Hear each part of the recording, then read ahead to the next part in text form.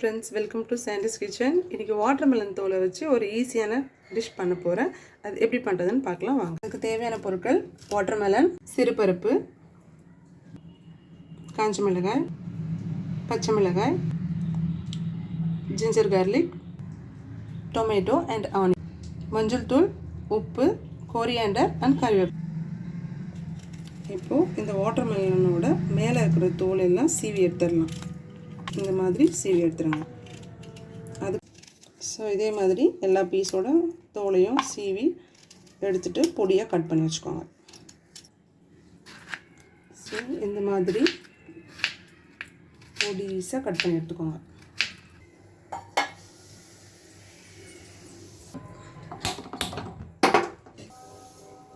வச்சுருக்கிறது ஆட் பண்ணிக்கலாம். நம்ம வாஷ் பண்ணி வச்சுருக்கிற சிறுபருப்பு ஆட் பண்ணிடலாம். நம்ம வச்சுருக்க பூண்டு பல்லுங்களும் ஆட் பண்ணிடலாம்.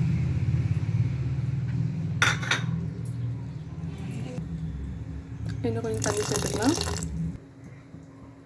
ஒரு 3 விசில் போட்டு எடுத்துக்கோங்க. தக்காளி வெங்காயத்தை கட் பண்ணி எடுத்துக்கலாம்.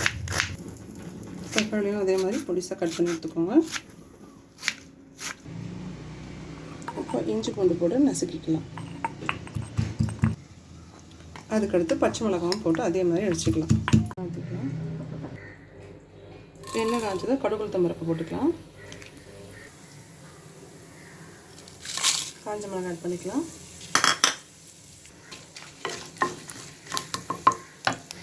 அதுக்கடுத்து நம்ம நறுக்கி வச்சுருக்கிற பச்சை மிளகாய் ஆட் பண்ணிக்கலாம்.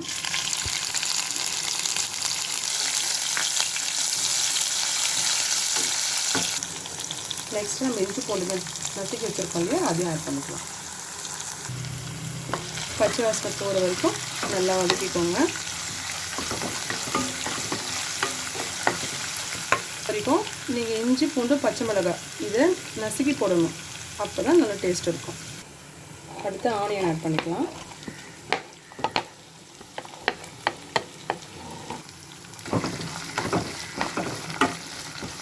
இப்போவே நல்ல வாசனை வர ஆரம்பிச்சிருச்சு. வெங்காயம் நல்லா பச்சை தன்மை போகிற வரைக்கும் வதக்கிக்கோங்க. ஆனியன் பார்த்தீங்கன்னா இப்போ கோல்டன் ப்ரௌன் கலர் வந்துருச்சு. இப்போ டொமேட்டோ ஆட் பண்ணிக்கலாம்.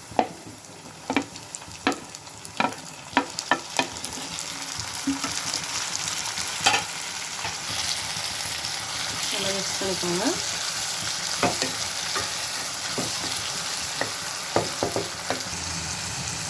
நெக்ஸ்ட்டு சால்ட் ஆட் பண்ணுங்கள்.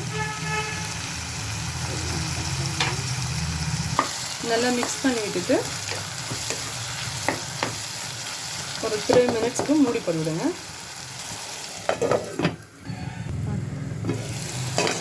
தக்காளி நல்லா வந்திருக்கும். நெக்ஸ்ட்டு மஞ்சள் தூள் ஆட் பண்ணிக்கோங்க.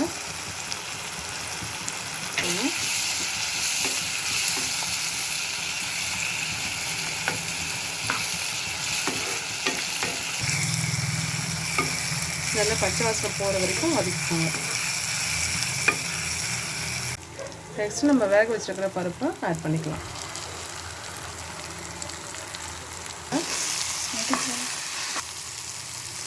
நம்ம வேக வச்சுருக்கிற பருப்பு மிக்ஸ் பண்ணிவிட்டு நல்லா கலந்து விட்டுக்கோங்க.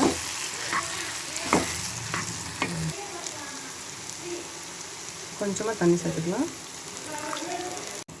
இப்போ பார்த்தீங்கன்னா அழகாக சூப்பரான ஸ்ட்ரக்சரில் இந்த கூட்டு ரெடி ஆகிடுச்சு. அவ்வளோதாங்க. கருவேப்பிலையும் மல்லியும் போட்டு இறக்க வேண்டியதுதான்.